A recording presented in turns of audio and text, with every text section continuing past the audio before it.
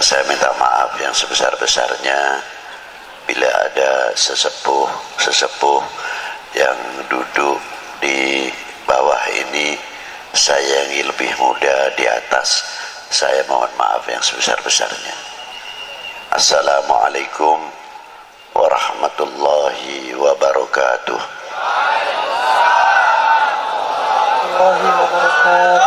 Alhamdulillahil awwalu bila ibtida wal akhiru bila intiha, jami'us sifatil ulya wal izzati wal kibriya, wassalatu wassalamu ala imami ahli safai wal wafa, qutbil anbiya wal awliya, sayyidina wa maulana Muhammadin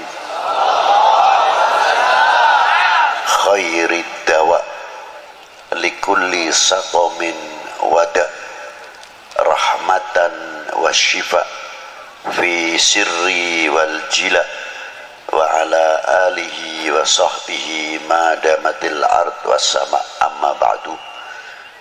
Ayyuhas sadatina al-a'izza al-fudala, yang saya banggakan dan yang wajib saya cintai, saya hormati para sesepuh, bini sepuh, para alim ulama, para ajengan, hapunten anu seueur bising sing abdi henteu tiasa nganebatkeun salah hijina, lain kurang ngahormatan atau kurang mahabbah tisim kuring.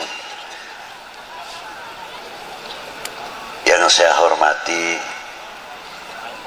Bapak Kapolda Banten, Bapak Wakapolda Banten, jajaran Kapolres, dan yang saya hormati Bapak Danrem. Danrem berapa Pak? 064, beserta para bapak-bapak dandim, dan yang saya hormati Bapak Ketua MUI, DPRD, tokoh-tokoh masyarakat, tokoh-tokoh agama, dan yang saya hormati bapak-bapak dari instansi pemerintahan, sipil, TNI, Polri, yang selalu kami banggakan, bapak-bapak Muspika, Pak Camat, Pak Danramil, Pak Kapolsek beserta jajarannya, bapak-bapak Bupati, maaf, Wakil Bupati atau yang mewakilinya, panitia penyelenggara dalam rangka Banten bersalawat, hadirin wal hadirat rahimakumullah.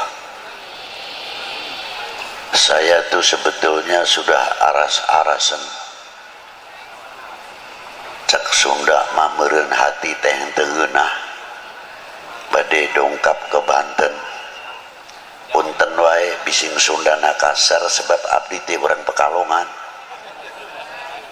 Jadi bising aya nu salah-salah nyahampun tenawe ka abdi. Ulah kirang-kirang. Para bapak, para ibu, karena apa? Tidak apa-apa, karena saya fisiknya itu kurang baik. Tapi mendadak saya takut kalau dimarahi oleh Maulana Hasanuddin Banten. Takut kalau dimarahi Maulana Yusuf, lebih-lebih ayahnya Maulana Hasanuddin Banten, Qutbil Aqtab, Sayyidi Syekh Maulana Syarif Hidayatullah. Maka saya memohon dengan Allah, tawasul kepada beliau. Alhamdulillah, saya habis sholat Jum'ah jam 2, maghrib lebih sedikit jam 6:15 sudah masuk ke Cilegon. Itu diantara karomah para sesepuh-sesepuh di Banten ini. Ma'asyiral muslimina wa rahimakumullah. Apa sih sebenarnya sholawat itu? Kalau orang baca sholawat sudah banyak yang mengerti. Mungkin sholawat nariyahan, mungkin sholawat munjiat, dan sholawat-sholawat yang lain. Sholawat dengan ayatnya yang sangat terkenal, sangat populer. Innallaha wa malaikatahu yusholluna 'alan nabi. Ya ayyuhalladzina amanu shollu 'alaihi wa sallimu taslima. Ditafsirkan oleh Ibnu Hajar Qadil Iyad dalam kitabnya Asy-Syifa yang dikumpulkan oleh Sayyidi Syekh Muhammad Yusuf atau Sayyid Yusuf An-Nabhani di dalam kitab Sa'adatud Darain, diterangkan oleh Ibnu Hajar Al-Haytami Al-Asqalani dan Syekhul Islam Imamun As-Subki dan Abu Bakar Jalaluddin As-Suyuti, tokoh-tokoh yang sangat ma'ruf, menafsirkan innallaha wa malaikatahu yusholluna 'alan nabi. Salawatnya Allah kepada baginda Nabi khususiyah. Berbeda salawatnya Allah Ta'ala yang diberikan kepada nabi-nabi terdahulu sebelum Nabi kita Sayyidina Maulana Muhammad sallallahu alaihi wasallam. Kalau sholawat yang diberikan kepada para anbiya rahmatan mutlak, tapi yang diberikan kepada baginda Nabi maknanya salatullahu alaihi sallallahu alaihi wasallam salatan rahmatan makrunatan bita'zim. Berbeda sekali. Salawatnya Allah Ta'ala yang diberikan kepada baginda Nabi mengagungkan satu kehormatan yang luar biasa diberikan kepada baginda Nabi sallallahu alaihi wasallam. Lautan rahmat yang tiada bertepian, rahmat yang sangat luar biasa, tapi tidak mungkin orang itu akan menggapai rahmat Allah Ta'ala yang diberikan kepada baginda Nabi tanpa ada pancingnya, syaratnya. Syaratnya apa? Dengan sholawat lagi. Jadi kalau kita membaca selawat kepada baginda Nabi, yang untung itu bukan baginda Nabi, yang untung sebetulnya kita. Itu diantaranya. Jadi jangan bangga, jangan salah faham seolah-olah kita bisa mendoakan baginda Nabi. Tidak, dengan salawat itu justru mendapatkan doa baginda Nabi Sallallahu Alaihi Wasallam. Buktinya apa? Di makam baginda Nabi Sallallahu Alaihi Wasallam itu ada satu malaikat ila yaumil qiyamah yang menunggu makamnya Rasulullah, setiap hari menerima sholawatnya umatnya, disampaikan kepada Rasulullah. Yang hebat itu tidak pribadinya saja. Malaikat cara menyampaikan kepada baginda Nabi disebutkan orang tuanya. Ini sholawatnya Fulan bin Fulan ya Rasulullah kepadamu. Jadi kalau kita ini mengangkat sholawat, walaupun yang bersalawat itu anak sendirian atau orang tua aliasnya mengangkat kedua orang tuanya di hadapan baginda Nabi sallallahu alaihi wasallam dan mendapatkan rahmat. Yang mendapatkan rahmat bukan si pembaca salawat saja, tapi kedua orang tuanya, karena disebut oleh malaikat tadi salawatnya fulan bin fulan ya Rasulullah. Kelihatannya sepele. Ma'asyiral muslimin rahimakumullah, takdimnya Allah subhanahu wa ta'ala makrunatan bita'dim, ada satu kandungan nilai-nilai akhlak yang luar biasa. Di antaranya apa? Allah ta'ala memberikan satu contoh nilai akhlak, nilai adab. Karena tadi makrunatan bita'dim, apa di antaranya? La taj'al du'a ar-rasul bainakum kadu'ai ba'dukum ba'da. Jangan engkau memanggil kepada kekasihku ini sebagaimana engkau memanggil sesamamu. Allah Ta'ala tidak pernah memanggil dengan kalimatun nida ya Muhammad atau ya Ahmad. Tidak ada itu.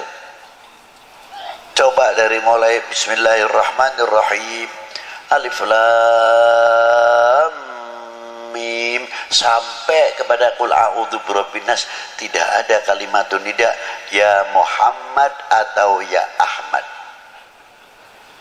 Ada khobar wa ma Muhammadun illa rasul, begitupun pangkatnya Rasulullah di bawah illa rasul.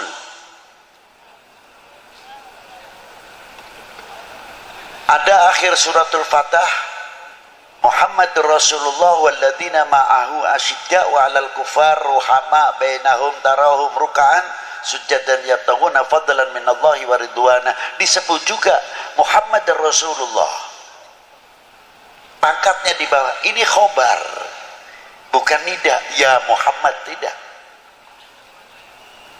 Tapi panggilan Allah Ta'ala yang langsung kepada baginda Nabi Shallallahu Alaihi Wasallam yang dipanggil apa?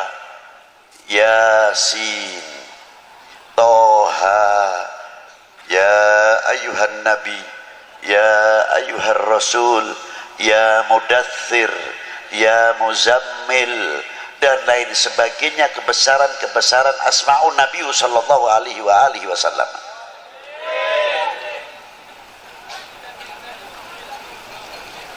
Itu diantaranya.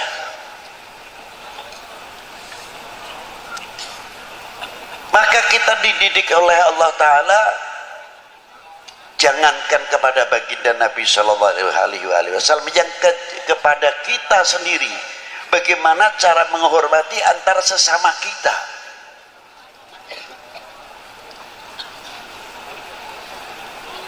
Ada bapak kepala desa, kita tahu namanya si A, umurnya jauh lebih tua saya, tapi beliau sudah mendapatkan kepercayaan oleh orang sedesa menjadi bapak kepala desa. Kalau saya tidak memberikan contoh yang baik, walaupun beliau lebih muda, umpamanya namanya si Fulan, kita harus menyebut Bapak Fulan mau kemana, Bapak Fulan dari mana. Inilah nilai-nilai akhlak. Kalau sudah kita saling menghormati, orang awam akan bertanya, akan berbicara, tuh ajengan yang begitu sepuh saja, tuh Habib yang begitu sepuh saja menghormati kepada kepala desanya, padahal kepala desanya pantasnya anaknya, tapi begitu hormatnya. Inilah meningkatkan kewibawaan daripada nama desa itu sendiri. Tapi kalau kita sudah memanggilnya, Fulan mau ke mana, Fulan badai ke mana, atau badai tindak pundi, apa ngendi, dan sebagainya, secara tidak langsung menjatuhkan kewibawaan pimpinan-pimpinan yang ada di dalam desa itu, walaupun dalam sekup yang kecil. Itu hebatnya. Maka Allah Ta'ala selalu memberikan bimbingan, tuntunan terus kepada umat baginda Nabi sallallahu alaihi wasallam. Ini contoh yang luar biasa. Yang kedua, makna sholawat terhadap wa ala ali Sayyidina Muhammad. Ini pertama kali turun ayat innallaha wa malaikatahu yusalluna 'alan nabi ya ayyuhalladzina amanu sallu 'alaihi wa sallimu taslima. Sahabat Ka'bil Akhbar bertanya kepada baginda Nabi, kaifa nusalli 'alaika ya Rasulullah. Hebatnya sang penanya, tidak menggunakan memunculkan ego atau akuisme, menggunakan kalimah nahnu. Kaifa nusalli, bukan kaifa usalli alaika ya Rasulullah, tidak. Kalau begitu para sahabat alim juga. Satu kalimah jamak menunjukkan akhlak wal adab. Kalau bahasa Jawa panjenengan, panjenengan dalam. Halusnya kalau dalam bahasa Arab selain antum, samahatikum, saadatikum, itu kromo inggil, bahasa yang tinggi. Ila hadratis samahat fulan syekhona wa ustadina Sayyidi Syekh fulan bin fulan. Itu diantaranya. Nah, kita dipanggil seumpamanya ketemu dengan teman-teman, antum dari mana? Bukan ente sing tinggi, bukan, tapi antum dari mana? Ini halus. Kalimah panggilan antum akan berdampak yang hebat kepada ikhwanuna wa asgharina, kepada anak-anak, sebab menggunakan kalimah antum. Yang kedua, menggunakan kalimah nahnu mutawadian, untuk menunjukkan ketawaduan. Seseorang tidak pernah menggunakan ana. Ana ini bisa digunakan tertentu, tapi kalau ahlil akhlak wal adab bahkan menyebutkan al-faqir indallah, bukan indanas. Sebab ada menggunakan kalimah al-faqir bisa untuk mengundang pangkat alim. Sebabnya apa? Rata-rata orang alim biasanya menyebutkan dirinya al-faqir. Maka dari itu supaya saya dipanggil alim, maka menyebut diri saya al-faqir supaya dipanggil alim. Nah itulah, itu kita ketipu dengan dirinya sendiri. Padahal yang dimaksud di sini al-faqir indallah. Al-faqir indallah. Itulah sahabat Ka'ab dengan rendah dirinya di hadapan sang maha guru, ialah baginda Nabi sallallahu alaihi wasallam. Kaifa nusalli alaika ya Rasulullah. Mengapa menggunakan kaifah alaika bukan alaikum? Di sini menggunakan mukhatab istikhdhariyah. Seperti pada waktu kita sholat, at-tahiyyatul mubarakatus salawatut thayyibatu lillah. Assalamu alaika, ketika mengucapkan assalamu alaika seolah-olah kita berhadapan dengan baginda Nabi sallallahu alaihi wasallam. Ini disebut mukhatab istikhdhariyah. Kalau orang sudah terlatih dengan istikhdhariyah al-mukhatab, lama-lama karena kita sering menghadap kepada Rasulullah, kita akan merasa dilihat oleh Rasulullah SAW, dan kita akan banyak bercermin kepada baginda Nabi SAW.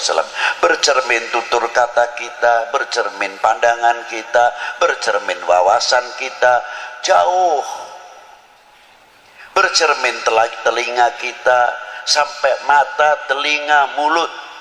Sebagaimana kita menghasilkan karya wudhu,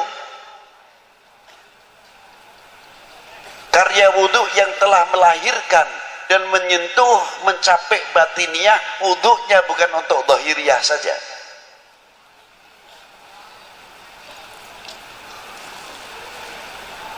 Muka kita ini belajar di wudhui setiap hari. Kalau kita hitung membasuh muka saja 3 kali, kali 5. Kalau setiap sholat wudhu sudah 15 kali. Kali 30 berapa? Berarti sudah 450 cuci muka dengan air wudhu. Sudahkah menyentuh batiniah kita atau belum? Kalau wudhu kita menyentuh batiniah kita, akan menghilangkan akuisme. Kun mutawadian, rendah diri. Semakin bercahaya mukanya, min athari nuril wudhu, sebab setiap orang membasuh mukanya keluarlah dosanya, kata Nabi sallallahu alaihi wasallam, min fadailil wudhu. Apalagi setiap habis wudhu salat syukral wudhu, dan banyak orang ingin rezekinya banyak, jangan tinggal wudhu, mudawamatil wudhu. Insyaallah itu urusan rezeki luar biasa. Mangkana mudawamatil wudhu. Nah, itu diantaranya. Apa yang diwudhui diantara kita? Ya mata kita, mulut kita. Berarti selalu setiap hari kita sucikan mata kita, mulut kita. Kalau sudah menyentuh batiniah kita, pasti mata kita akan mempunyai pandangan dan wawasan yang jauh dalam segi ilmu dan lain-lainnya. Segi ilmu, segi agama, sampai kepada wawasan kebangsaan, wawasan kita itu jauh. Satu contoh. Dan yang kedua, akan menutup aib. Siapa? Min ikhwanunal mu'minin wal mu'minat wal muslimin wal muslimat, akan menutupi cacat-cacat, kekurangannya saudara kita mukminin wal muslimat dan saudara kita sebangsa setanah air. Karena di Indonesia itu ada dua persaudaraan. Yang satu, saudara kami seagama, sebangsa, setanah air. Yang kedua, saudara kami sebangsa, setanah air. Itu persaudaraan. Itu yang harus kita jaga, keutuhannya dan sebagainya. Ini dua. Mestinya kita pandai-pandai menutupi. Bukan berarti kita mendiamkan kejelekan atau keburukan, kesalahan, tidak. Kita nasihati sendiri. Jangan sampai orang lain, bangsa lain bertepuk untuk kita, karena kita membuka kekurangan-kekurangan apa yang ada dalam umat ini atau dalam bangsa ini. Di mata ini tugasnya. Yang kedua, telinga mempunyai filter, bisa memisahkan mana yang akan menjadikan pecah belahnya umat ini dan pecah belahnya bangsa, pecah belahnya keluarga, pecah belahnya tetangga, pecah belahnya kampung. Kalau ada berita-berita yang akan mengakibatkan kita berseberangan, saudara terkadang sekandung atau saling atau sesama tetangga, tapi telinga ini sudah mempunyai filter yang selalu bercermin kepada baginda Nabi SAW. Dengan air wudhu tersebut akan bisa menepis hal-hal yang berakibat perpecahan antar sesama kita. Itu telinga tugasnya kalau diwudhui.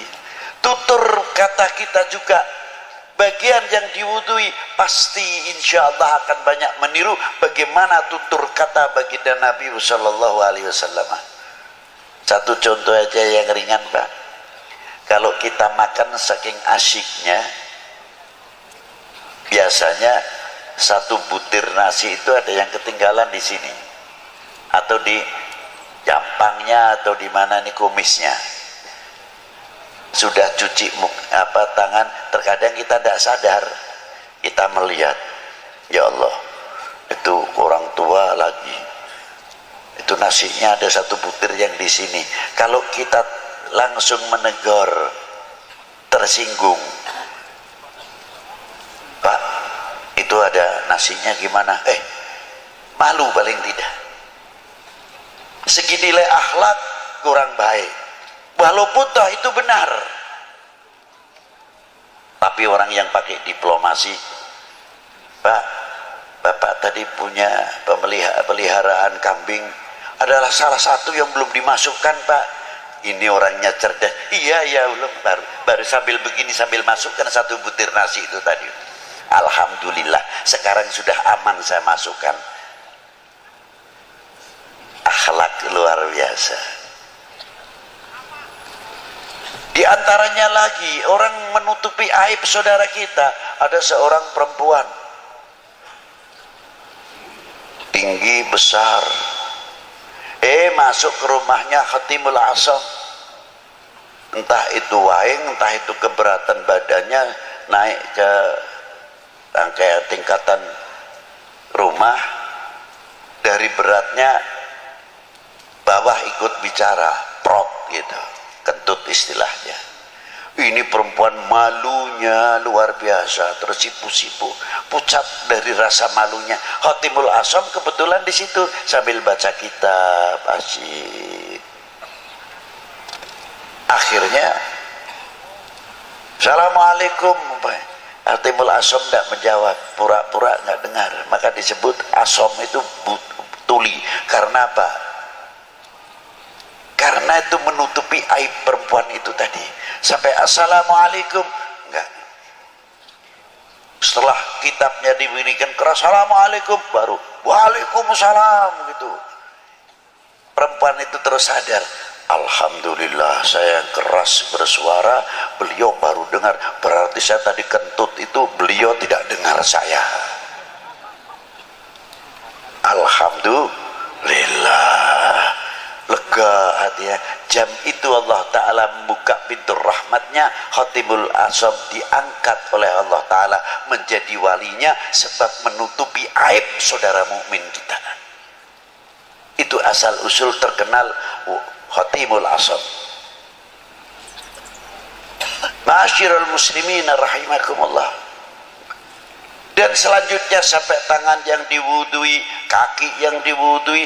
Kalau umat Islam benar-benar tangan yang sudah suci ini, ya maaf saja, tangan yang sudah bersih, menjalankan sholat 5 waktunya baik, tutur katanya baik, mukanya tabasam baik, dan lain sebagainya. Mungkin tangan yang bersih ini tidak mau kalau diajak korupsi. Sebabnya apa? Setiap hari sudah dibersihkan.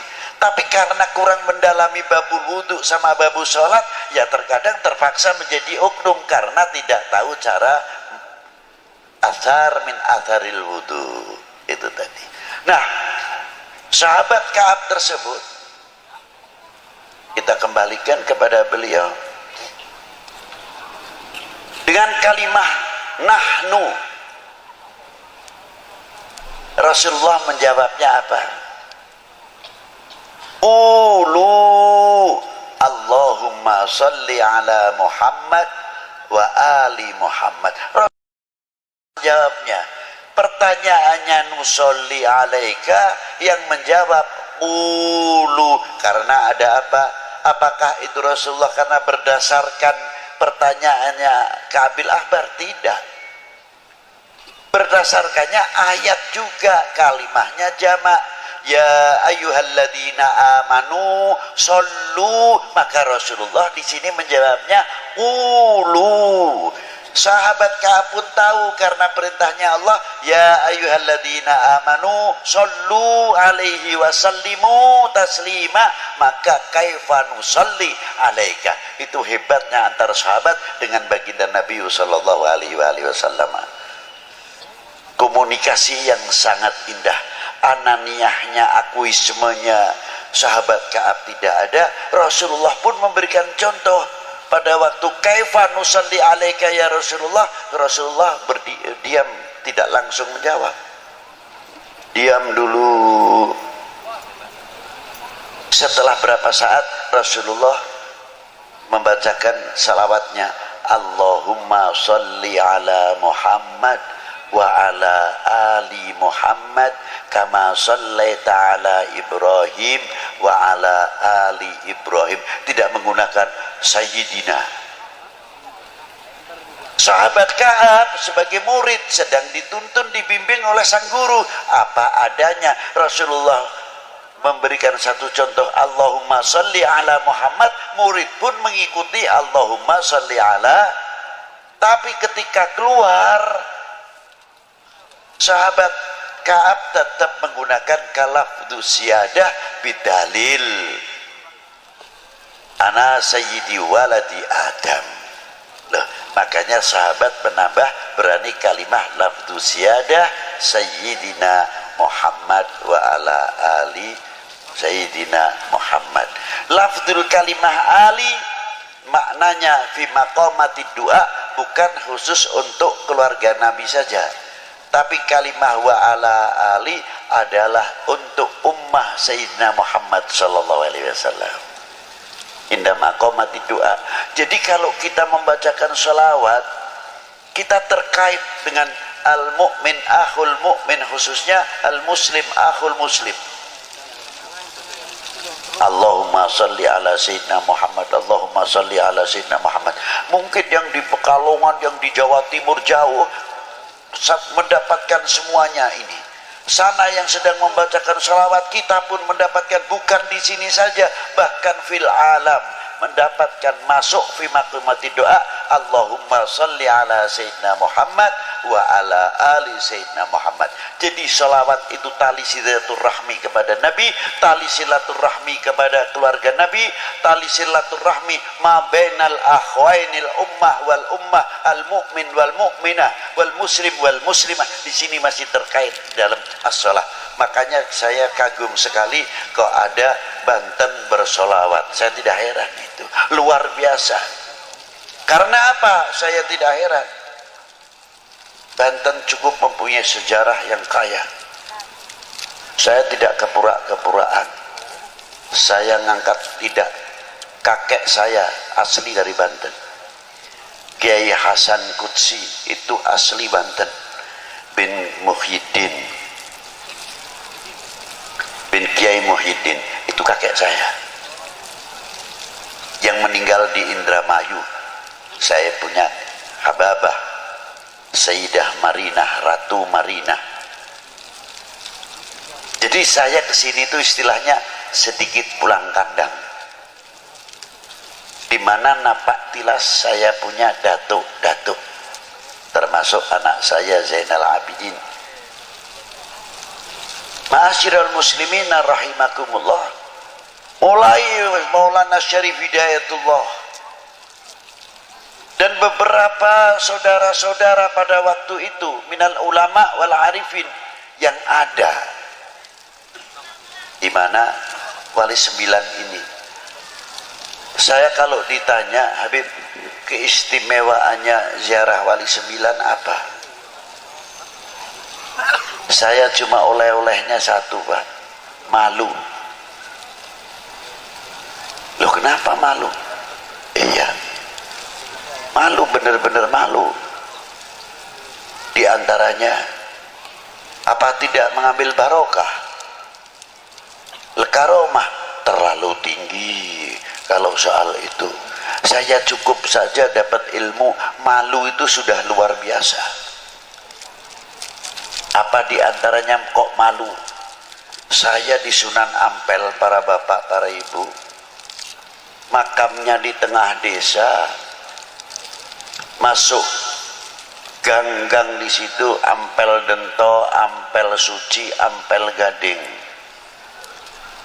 dan lain-lainnya. Rata-rata toko-toko yang mahal-mahal di dalam kampung, bukan di pinggir jalan. Ternyata menunggu, menghormat tamunya Kanjeng Sunan Ampel yang satu hari tidak lepas 100 bis, apalagi kalau Jumat Kliwon atau Jumat Legi di sana, ratusan bis yang datang. Jadi saya pikir, ya Allah, Sunan Ampel masih di dalam kubur, masih bisa membuat ekonomi kerakyatan, masih bisa memakmurkan lingkungan. Coba kalau tidak ada Sunan Ampel, mana mungkin orang akan datang? Paling ziarah ke masjid kuno selesai. Setiap hari non-stop. Dan setiap orang yang ziarah ke sana bisa mempersatukan umat. Baca Yasin sendiri, baca Waqiah sendiri, yang satu baca tahlil, yang satu baca salawat. Tidak ada yang intervensi. Kamu jangan selawatan terus, jangan keras-keras bacanya, saya masih baca Yasin. Yang saya Yasin ongko-ongko saja, baca santai, tidak menyalahkan. Coba ditarik kembali ke Maulana Syarif Hidayatullah, separuh muslim, separuh non muslim. Hebat. Dengan akidah, etikot macam-macam. Sebelah itu kalau ziarah ke Gunung Jati, ada yang begini, ada yang datang terus, ada lagi yang datang saudara muslim juga pakai kudungnya dilepas, langsung saja pintunya dibeginikan aja, ambil barokah, macam-macam. Kata saya, kita datang ke lautan ini, hati kita harus husnudon, tidak boleh suudon. Syarif Hidayatullah itu lautan besar. Begedor pisang artinya pohon pisang yang sudah tidak kepake, kalau dibuang ke sungai larinya juga ke laut. Kotoran apa saja yang masuk sungai larinya semuanya ke laut, diterima semua oleh laut. Tapi tidak pernah laut terkotori luar biasa dengan limbah-limbah yang ada dalam sungai-sungai, lebih-lebih kalau musim hujan, banjir atau caah. Per detik itu berapa juta kubik masuk ke laut, tidak bisa dihitung. Ini detikan para bapak, para ibu. Dengan membawa limbahnya, semua limbah yang masuk ke lautan ots, minggir semua, ditepis oleh gelombang-gelombangnya, tidak mampu mengotori. Yang kedua, hebatnya lagi apa? Yang per detik sekian juta atau miliar kubik masuk ke lautan, dan berapa anak sungai yang besar, dan sungai yang besar, anak sungai yang ada di Jawa ini semua rata-rata sebagian besar masuknya ke Pantura, Laut Utara. Saya belum pernah mendengar air laut menjadi tawar karena musim banjir kalah air asinnya, tidak. Sudah pernah dengar itu? Belum. Berarti kalau kita pikir akal yang sehat, laut mempunyai harga diri, laut mempunyai jati diri, laut mempunyai kehormatan diri. Bagaimana kalau Indonesia ini, bangsa Indonesia meniru laut, tidak kalah dengan laut, mempunyai jati diri, kehormatan diri, kehormatan diri, jati diri bangsa, luar biasa. Allahu Akbar. Sallu ala Nabi. Jangan kalah dengan lautan, malu-maluin. Yang hebat lagi ikannya yang ada dalam laut. Meser ikan asin. Pantasnya yang hidup di daerah asin mestinya tidak usah dikasih garam lagi, sudah dijemur asin langsung, karena hidupnya di daerah asin, wilayah yang asin, tidak digaramin. Yang mau dimasak tetap digaramin, kalau tidak digaramin tetap tawar. Jadi saya pikir ikan pun di dalam laut bisa bermain dengan air asin, tapi tidak mempunyai intervensi terhadap asin. Asin pun tidak mempunyai intervensi terhadap ikan. Hidup berdampingan, damai, aman, tentram, pantas karena rahmatnya Allah Ta'ala turun. Allahu Akbar. Sallu ala Nabi. Itulah luar biasanya, saya kagum sekali. Tapi biasanya kalau kita lihat laut itu asiknya ikannya besar-besar, lihat kapalnya tidak sampai nerobos. Nah, ini kita belajar, berusaha memahami apa yang ada di dalam laut. Ya itu tadi. Aulia itu begitu. Jangan yang lihat datang ke Maulana Syarif Hidayatullah, sudah ini lautannya Allah Ta'ala, sudah kamu kita mau lihat lautannya atau lihat bangkainya atau lihat begedornya atau lihat sampahnya, lihat Maulana Syarif Hidayatullahnya, selesai. Harusnya begitu. Satu rombongan terkadang datang satu bis dengan bis Jawa Timur, Jawa Barat, terkadang dari luar Jawa dengan gaya tahlilnya yang macam-macam. La ilaha illallah, la ilaha illallah, la ilaha illallah, la ilaha illallah. Yang satu lain lagi kelompok ini, satu bus entah dari mana. Kalau tahlil berat Pak, di dada ini illallah, la ilaha illallah, la ilaha illallah. Yang belakang kelompok lain lagi illallah, la ilaha illallah, la ilaha illallah. Yang belakang lagi lebih ngebut illallah, la ilaha illallah, la ilaha illallah. Yang belakang lagi Allah. Yang lain lagi sallallahu ala Muhammad, sallallahu ala Muhammad. Yang satu lagi ya Latif, ya Latif. Tidak ada yang paseha, tidak ada yang tukaran. Berarti orang mati masih bisa mempersatukan umat, orang mati masih bisa mempersatukan bangsa, orang mati masih bisa memberikan tuntunan, bukan tontonan. Allah, Allah, Allah, sallu ala Nabi. Luar biasa. Maka saya malu kalau lihat Syarif Hidayatullah.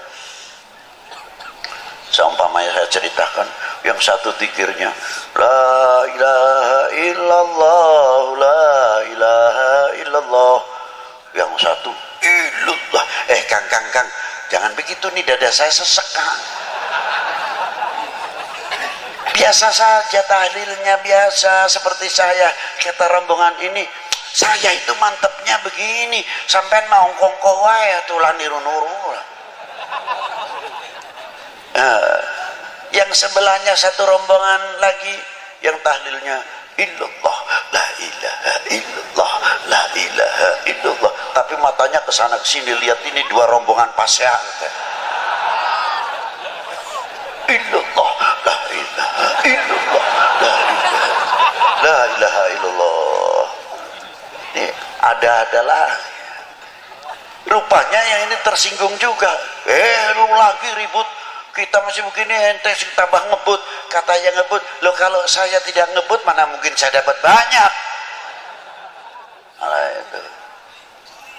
Enggak lama datang orang gede untung besar, pakainya speaker nih dikempit begini kan. Saya kira ini aduh, jangan-jangan suaranya orang sudah tinggi begitu tuh, top dah suaranya. Aduh, saya menyingkir aja dulu lah daripada kena suaranya speakernya, sebab orangnya begitu tinggi. Saya kira suaranya sama dengan tingginya. Enggak tahu ilah hadratin Nabil Mustafa Sina Muhammadin sallallahu alaihi wasallam. Al-Fatihah. Loh, ada lagi ini namanya pengalaman ziarah di Maulana Syarif Hidayatullah, dan di mana-mana asik juga saya pikir gitu. Komplit. Subhanallah. Di lingkungannya pasaran, ekonomi kerakyatan terbangun. Maka saya bertanya, saya pernah berbuat apa untuk umat ini? Saya pernah berbuat apa untuk umat ini? Saya telah mengisi apa tinggalan Rasulullah SAW? beliau luar biasa. Maulana Syarif Hidayatullah Wali Ibnul Wali wa Ibnul Wali Ibnul Wali Sibtun Nabi SAW Maulana Syarif Hidayatullah bin Imaduddin Abdullah bin Ali Nurul Alam bin Jamaluddin Hussein bin Ahmad Syah Jalal bin Abdullah Utmat Khan bin Amir Abdul Malik bin Alwi bin Malfaqi bin Muhammad Saib Marbat bin Ali Khalid Qasam bin Alwi bin Muhammad bin Alwi bin Ubaidillah bin Ahmad Al-Muhajir bin Isa An-Nagi bin Muhammad An-Nagi bin Ali Al-Uraidi bin Ja'far Sadiq bin Muhammad Al-Baqir bin Ali Zainal Abidin bin Husaini Sibti bin Ali bin Abi Talib wa bin Fatimah Zahra Al-Batul binti Rasulillah sallallahu alaihi wasallam Rasul.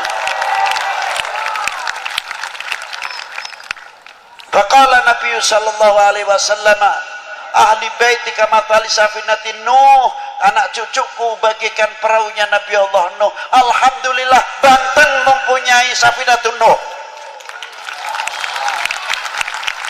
Man raqibaha najah, barang siapa menaikinya selamat.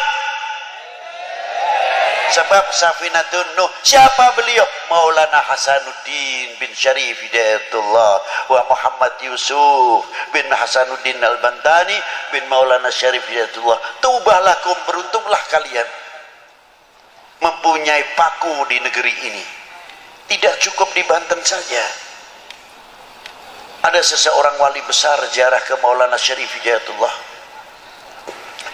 namanya Al-Habib Alwi bin Muhammad bin Tahir Al-Haddad. Ketika ziarah ke Maulana Syarif, kaifa halukum ya Syarif Hidayatullah, apa kabar, bagaimana antum di sini di Indonesia ini? Ana hami fil Jawa, saya adalah pelindungnya di Jawa ini. Ketika Syed Habib Alwi ziarah ke Maulana Syed Ibrahim Bonang, kaifa halukum ya Syekh Sunan Bonang, apa kata Syarif Maulana Syarif Hidayatullah? Beliau hami fil Jawa wa ana nadiruha.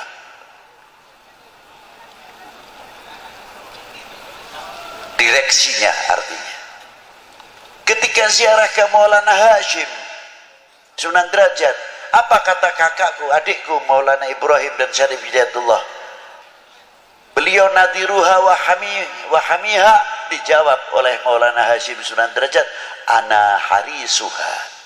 Indonesia insyaallah selagi ada 3 orang ini insyaallah payung rahmatnya Allah Ta'ala luar biasa. Beruntunglah kami semua khususnya, dan beruntunglah kalian yang fil Banten ini. Semoga dengan sholawat Nabi itu tadi menjadi mercusuar dan yang luar biasa, kita menjadi contoh penyejuk, kita menjadi contoh perekat sebagaimana yang dicontohi oleh Maulana Hasanuddin Banten. Mungkin kalau kita mencontoh Syarif Hidayatullah terlalu jauh, kita contoh Maulana Hasanuddin Banten. Begitu hebatnya. Dulu kalau kecil saya ziarah ke beliau masih kurang ramai, sepi. Sekarang sudah orang ziarah luar biasa, ramainya luar biasa. Ya Allah, kapan aku ini mendapat kotroh sedikit sajalah dari Maulana Hasanuddin, bisa memberikan satu contoh yang luar biasa.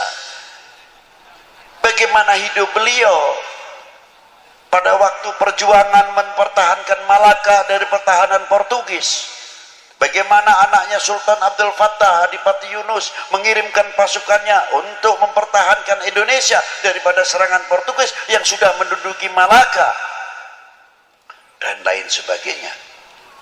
Beliau itulah dermawan, murah senyum, basyasyah seperti kakeknya baginda Nabi SAW. Sampai mati pun masih bisa memikirkan ummah, masih bisa sebab memberi makan yang hidup. Luar biasa. Kita ketinggalan dengan para wali-wali 9 khususnya. Beliau mempunyai manajemen hidup rapi, mempunyai visi misi rapi, mempunyai konsep yang luar biasa. Bukan terus kita dakwatul Islam dengan cara-cara yang kurang terpuji. Beliau berdakwah dengan akhlakul karimah yang luar biasa. Yang ahli pertanian dengan pertaniannya, yang ahli ketabiban dengan ketabibannya, yang ahli penyakit dengan ahli penyakitnya, yang ahli pembangunan dengan pembangunannya, yang ahli ekonomi dengan ahli ekonominya, sehingga pada waktu itu makmur apa yang dipimpin oleh para beliau-beliau. Itu hebatnya Wali Sembilan. Kita kalah, itu diantaranya. Maju luar biasa, tapi terkadang kita ketinggalan. Kita masih berbicara khilafiyah, talqin, tahlil, maulud, manakib, teater, nabubu. Sampai kapan? Tertinggal dan tertinggal. Kita malu rasanya. Rasulullah ketika hijrah, pedangnya bisa diganti dengan pedang apa? Melahirkan ilmuwan intelektual, membangun sarana pendidikan, sarana ibadah, membangun dunia ekonomi yang luar biasa, membangkitkan dunia pertanian yang luar biasa.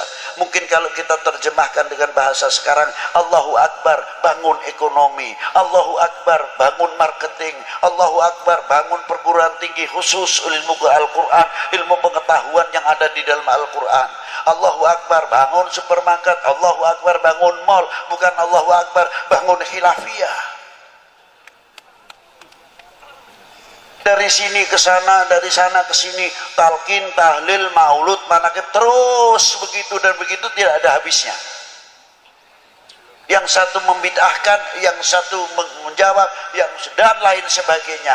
Sedangkan bangsa lain membuat senjata yang hebat, membuat nuklir yang hebat, pesawat tempur yang hebat, pesawat-pesawat ataupun kapal-kapalnya yang luar biasa, canggih-canggih luar biasa. Kita tertinggal. Betul? Betul enggak? Tinggal. Belum pesawatnya untuk jamaah haji, yang bikin siapa? Ketinggalan lagi. Ilmu IT, antropolognya, astronominya, elektronya, ketinggalan semuanya. Obat-obatan sampai alat-alat kedokteran, siapa yang bikin kita ketinggalan juga? Yang bahas khilafiyah terus, sampai kefanatikan kita hampir pudar. Maaf, jangan tersinggung. Maaf Bu, jangan marah ya. Saya ngomong-ngomong seadanya aja. Seandainya kita itu fanatik dengan apa yang hasil bumi pertiwi ini, kita bisa mengejar ekonomi kita yang tertinggal. Karena apa? Hasil karya bumi pertiwi kita terangkat namanya. Ayo bareng-bareng dirubah supaya kita dapat nama. Kira-kiranya mau nggak? Dapat nama loh ini. Pasaran kita supaya baik. Dirubah, jambunya jambu Indonesia, jambunya jambu Banten, jambu Pandeglang, jambu Serang. Keluarkan kualitas yang luar biasa. Nanamnya di Indonesia, apa di Indonesia, yang dapat nama orang lain jambu Bangkok. Sampai ayamnya bertelur di sini, apa di sini, ayamnya ayam nasib. Kira-kiranya malu nggak? Kira-kiranya tertinggal kita. Duren Bangkok, duren motong. Ayo sedikit-sedikit supaya kita mempunyai kefanatikan terhadap bangsa ini. Jambu Indonesia, duren Indonesia, lele Indonesia. Lagi-lagi Bangkok, boro-boro gulanya masih tetap gula Jawa. Ini kalau sudah Jawa, gula Bangkok mati kutu deh. Ayo bangkitkan kembali supaya ekonomi kita bangkitkan, merasa memiliki handar beni kepada tanah air ini. Insya Allah ekonomi kita akan maju sebagaimana Maulana Hasanuddin saja dikubur masih bisa memberikan kesejahteraan kepada yang hidup, khususnya kepada lingkungannya. Inilah hikmah daripada as-shalah ala Nabi sallallahu alaihi wa alihi wasallam. Ayo bangkitkan kembali intelektual kita, bangun madrasah kita dan lain-lainnya. Semoga dengan barokah para aulia yang ada di negeri ini, kita diberi barokah umurnya, barokah rezekinya, barokah pertaniannya, barokah, lain-lainnya dan lain-lainnya. Dan kita menjadi umat tidak akan memalukan para sesepuh kita. Kita jadi umat tidak akan memalukan para guru kita. Kita menjadi umat tidak akan memalukan kedua orang tua kita di hadapan Allah Subhanahu wa taala. Belajarlah menjadi orang yang mengerti terima kasih kepada kedua orang tua kita. Seandainya gunung yang paling terbesar di sini umpamanya Gunung Krakatau atau Gunung Karang dijadikan emas untuk membalas jasanya kedua orang tua kita dan guru kita, belum apa-apa. Jangan dikira kita sudah begini, anak-anak kita di pesantren, di madrasah asyik, tapi kita berpikir bagaimana nasib orang tua kita di dalam dunia pertanian dan ekonominya. Terkadang jam 3 malam sudah bangun, membawa doplaknya, dia isi sayuran, isi sampel dan lain-lainnya, dibawa ke pasar. Hawanya dingin, yang kalau musim dingin, yang musim hujan, yang musim panas. Demi siapa? Demi anak-anaknya yang di dalam pesantren, yang di dalam madrasah dan lain sebagainya. Mestinya kita malu kepada para beliau. Bagaimana tokoh-tokoh ulama kita terdahulu di dalam menasyru syariah wal Islam, fasilitas masih begitu hebatnya, sulit sekali. Kalau Habib Lutfi lain, dari Pekalongan ke sini pikirannya sudah dapat, terbayang ini amplopnya tebal pak tipis, lain bayangannya. Kalau beliau berdakwah mengeluarkan amplop, berbeda sama saya berdakwah mengharapkan jauh dah itu. Ini untuk saya pribadi, bukan saya mengkritik kepada orang lain. Jauh. Itulah. Maka kiai-kiai ulama-ulama dahulu rata-rata benghar, kaya. Luar biasa. Sebabnya apa? Santrinya banyak tidak bawa ongkos. Digembleng, dibina oleh para ajengan-ajengan kita. Sampai menjadi penerus-penerus ulama-ulama yang luar biasa. Santri-santri yang luar biasa. Dan Banten cukup melahirkan kitabnya yang belum tercetak saja masih 400 kitab lebih taklif dari Kiai Nawawi Al-Bantani. Itu Banten. Belum Syekh Abdul Karim, Mursyidut Thariqah Qadiriyah, dari Syekh Ahmad Khatib Sambas sampai ke atas. Orang yang lalai hatinya, yang kotor, dihias oleh Syekh Abdul Karim. Ala bidzikrillahi tatmainnul qulub. Thariqah itu untuklah pembersih hati. Sebab tempatnya takabur di sini, sebab tempatnya riya di sini, sebab riya tempatnya hasud di sini, dan segala-gala penyakit hati sampai penyakit ghaflah, lalai kepada Allah Subhanahu wa taala, sumbernya dari sini, yang memancar kepada otaknya, matanya, telinganya, sehingga kita menjadi orang yang lalai kepada Allah Subhanahu wa taala. Dibersihkan dengan pelantara Syekh Abdul Karim Al-Bantani melalui thariqah ala bidzikrillah tatmainnul qulub. Dibersihkan itu thariqah itu gunanya diantaranya membersihkan hati, terutama daripada lalai.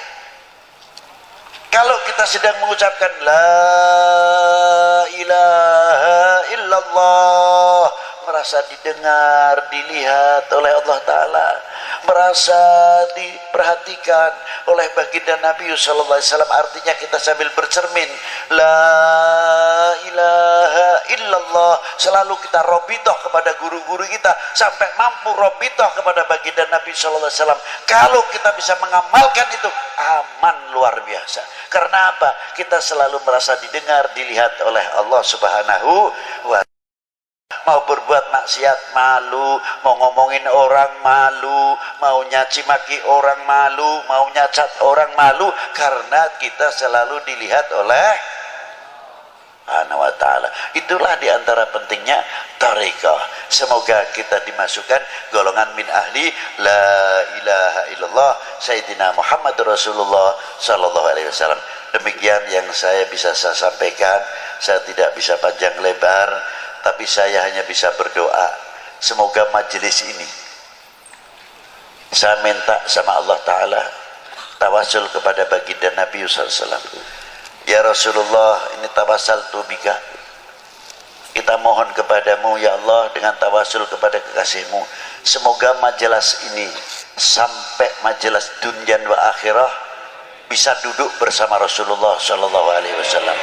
Allahumma, itulah yang bisa saya sampaikan, kurang lebihnya wal afu minkum. Wassalamualaikum warahmatullahi wabarakatuh.